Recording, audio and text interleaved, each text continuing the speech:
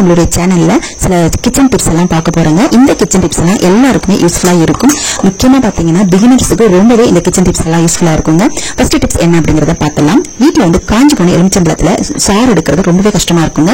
அதே மாதிரி கொஞ்சம் தான் சாறு வரும். அந்த மாதிரி எலுமிச்சம்பழத்துல இருந்து நிறைய சாறு எப்படி எடுக்கிறது அப்படிங்கறத இந்த வீடியோல நம்ம வந்து பார்க்க போறோம். ஃபர்ஸ்ட் டிப்பா பார்க்க போறோம். எலுமிச்சம்பழத்தை எடுத்துக்கோங்க. காஞ்சி போன எலுமிச்சம்பழத்தை எடுத்துட்டு அதை இந்த மாதிரி தட்டில சொருவிக்கோங்க. சொருவிட்டு ஸ்டவ் ஆன் பண்ணிக்கோங்க. ஸ்டவ் ஆன் பண்ணிட்டு எலுமிச்சம்பழத்தை ஒரு நிமிஷம் திருப்பி ஃப்ளேம்ல காமிச்சுக்கோங்க. ஒரு நிமிஷம் காமிச்சீங்கன்னா போதும். உங்களுக்கு எலுமிச்சம்பழம் நல்லா வந்து இலகிட்டு நம்ம புளியும் போது நிறைய சாறு வருங்க. இந்த கிச்சன் டிப்ஸை ஃபாலோ பண்ணி பாருங்க. நிறையவே வந்து சாறு எடுக்க முடியும். பொதுவா வந்து இதை வந்து நீங்க செங்காயா இருக்க எலுமிச்சம்பழத்திலும் ட்ரை பண்ணுவாங்க. வெங்காயில எப்பயுமே நம்மளுக்கு எலுமிச்ச சாறு வந்து கம்மியா தான் இருக்கும். இந்த முறையில நீங்க செய்வீங்க அப்படின்னா நிறைய சாறு கிடைக்கும். இப்ப பாருங்க, கட் பண்ணும் போதே நிறைய சாறு வந்துச்சு. நிறைய உங்களுக்கு இந்த மாதிரி மெத்தட்ல செய்யும்போது சாறு கிடைக்குங்க. அடுத்து பிரிஞ்சு முடிச்ச எலுமிச்சத்தோலை வந்து தூக்கி போட்டுறாம அதை வந்து நம்ம யூஸ்ஃபுல்லா யூஸ் பண்ணிக்கலாங்க. அதை வந்து நம்ம வெஜிடபிள் கட் பண்ணுவோம் இல்லையா, சாப்பர் போர்டு, அது வந்து கிருமிகள்லாம் நிறைய இருக்கும். அது வந்து வராம இருக்கிறதுக்காக நம்ம சுத்தப்படுத்திக்கலாம்.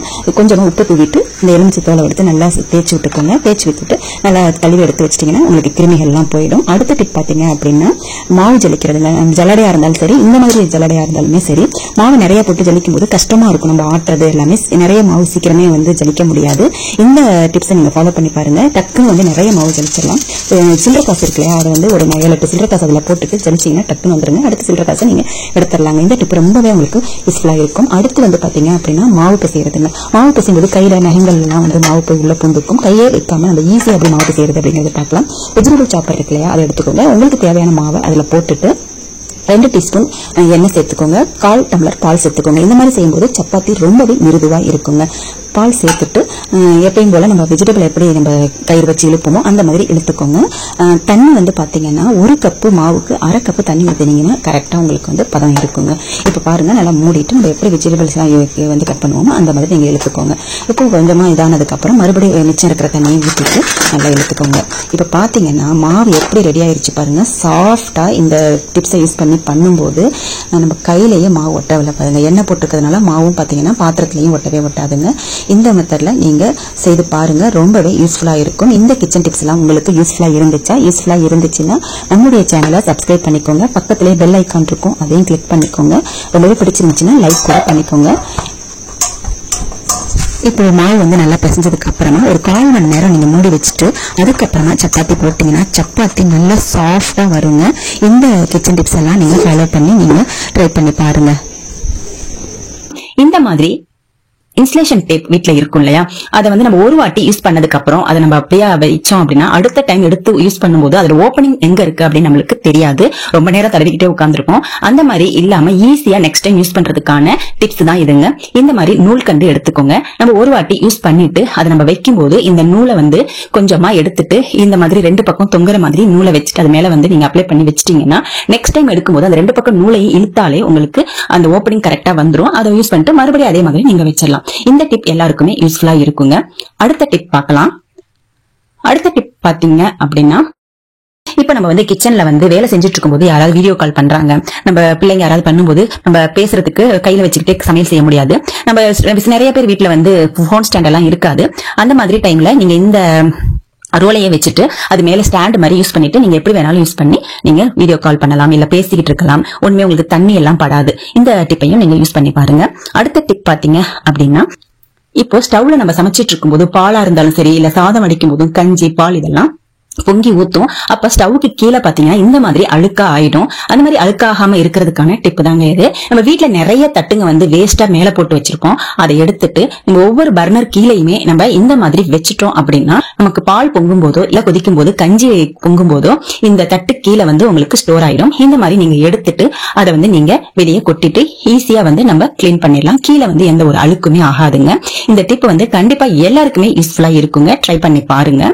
அடுத்த டிப் பார்க்கலாம். வாழைக்காவை வந்து நம்ம சீவும் போதோ இல்ல கட் பண்ணும் போதோ கையில வந்து கருப்பு கருப்பா ஆயிரும், பிசு பிசுப்பா ஆயிடும். அந்த மாதிரி ஆகாமல் இருக்கிறதுக்காக நம்ம வீட்டுல இருக்கிற எந்த ஒரு எண்ணெயா இருந்தாலும் சரி அதை எடுத்து இந்த மாதிரி கையில வந்து அப்ளை பண்ணிக்கோங்க. கையில அப்ளை பண்ணிட்டு அதுக்கப்புறமா வாழைக்காவை நீங்க நல்லா சீவிட்டு இந்த மாதிரி கட் பண்ணிக்கோங்க. நீங்க எத்தனை வாழைக்காவை நீங்க சீவினாலுமே உங்களுக்கு கையில பிசு பிசுப்பா இருக்காது, கருப்பாவும் ஆகாது. ஏன்னா சில டைம் நெகக்கண்ணுல எல்லாம் கருப்பு கருப்பா ஆயிடும். அந்த மாதிரி எல்லாம் எண்ணெயை தடவிட்டீங்கன்னா ஆகவே ஆகாது. இப்ப நம்ம வாழைக்காய் வறுக்கிறதுக்கு ஒரு சூப்பரான டேஸ்டான ஒரு பேஸ்ட ரெடி பண்ணலாம். ஒரு பாத்திரம் எடுத்துக்கோங்க. அந்த பாத்திரத்துல 2 டீஸ்பூன் மிளகாத்தூள் சேர்த்துக்கோங்க, 1/2 டீஸ்பூன் மஞ்சள் தூள் சேர்த்துக்கோங்க, ஜீரகத்தூள் 1/4 டீஸ்பூன், கரம் மசாலா தூள் 1 டீஸ்பூன், மிளகுத்தூள் 1 டீஸ்பூன், சோள மாவு 2 டீஸ்பூன் சேர்த்துட்டு நல்லா மிக்ஸ் பண்ணிருங்க. மிக்ஸ் பண்ணிட்டு ஒரு 2 டீஸ்பூன் ஆயில் சேர்த்துக்கோங்க. வீட்ல நீங்க எந்த ஆயில் யூஸ் பண்ணீங்களோ அதையே சேர்த்துக்கலாம். கொஞ்சமா தண்ணி சேர்த்துக்கோங்க. சேர்த்துட்டு இந்த மாதிரி பேஸ்டா ப்ரிப்பேர் பண்ணிக்கோங்க. இப்ப நம்ம கட் பண்ணி வச்சிருக்கிற வாழைக்காவை அதுல சேர்த்துருங்க. சேர்த்துட்டு நல்லா மிக்ஸ் பண்ணுங்க. தேவையான அளவு உப்பும் சேர்த்துக்கோங்க. நல்லா மிக்ஸ் பண்ணிட்டு ஒரு 1/2 மணி நேரம் அப்படியே தட்டு போட்டு மூடி ஊற வச்சிருங்க. 1/2 மணி நேரம் ஆனதுக்கு அப்புறம் ஒரு வாணலி எடுத்துட்டு அதுல தேவையான அளவு எண்ணெய் ஊத்திட்டு நம்ம மிக்ஸ் பண்ணி வச்சிருக்கிற வாழைக்காவை அதுல சேர்த்துருங்க. சேர்த்துட்டு நல்லா சிம்ல வச்சுட்டு நல்லா கிளறி எடுத்தீங்க அப்படின்னா அந்த ஸ்மெல் வந்து செம்மையா இருக்குங்க. இறக்க போறதுக்கு ஒரு 2 நிமிஷம் முன்னாடி வெள்ளை பூண்டை தோலோட நல்லா தட்டிட்டு அதுல சேர்த்து கிளறி விட்டுடுங்க. செம்ம வாசனையா இருக்குங்க. டேஸ்டும் சூப்பரா இருக்கும். நான் வந்து ரொம்ப முறுமுறுப்பா இல்லாம இறக்கிடுறேன். நீங்க உங்களுக்கு எவ்வளவு முறுமுறுப்பு வேணுமோ அந்த அளவுக்கு எண்ணெயை ஊத்தி நீங்க நல்லா வந்து வணக்கிட்டே இருந்தீங்கன்னா உங்களுக்கு நல்ல முறுமுறுன்னு வந்துரும்.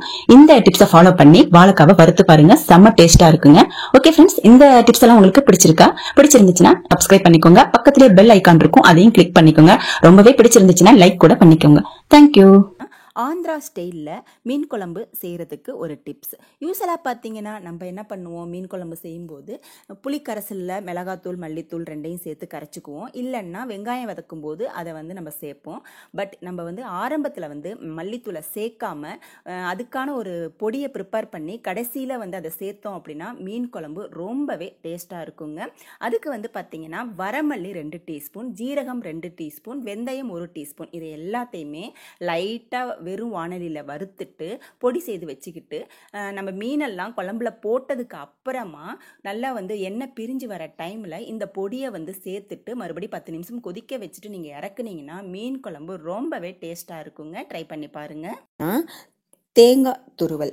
நம்ம தேங்காய் துருவி வந்து டெய்லி நம்ம யூஸ் பண்ணுற மாதிரி இருந்தோம் அப்படின்னா டெய்லி துருவிக்கிட்டு இருக்கிறதுக்கு கஷ்டமாக இருக்கும். நீங்கள் இந்த மாதிரி செய்து வச்சுக்கிட்டீங்க அப்படின்னா ஒரு 15 நாளைக்கு உங்களுக்கு வந்து தேங்காய் துருவல் வந்து கெட்டே போகாது. ஃப்ரிட்ஜில் வைக்கணும்னு கூட அவசியம் இல்லைங்க. ஃப்ரிட்ஜ் இல்லாதவங்க கூட இந்த மாதிரி செய்து வச்சுக்கலாம். நம்ம தேங்காயை துருவினோடனே பார்த்தீங்கன்னா அதில் வந்து புளிஞ்சிங்கனாலே தண்ணி இருக்கும். ஸோ அதனால் வந்து நீங்கள் வெளியில் வச்சிங்கன்னா கெட்டு போயிடும். பட் நீங்கள் வந்து அதை நல்லா வெறும் வாணலியில் நல்லா வந்து ஒரு 15 நிமிஷம் 20 நிமிஷம் நல்லா சிம்மில் வச்சுக்கிட்டு வணக்கணுங்க.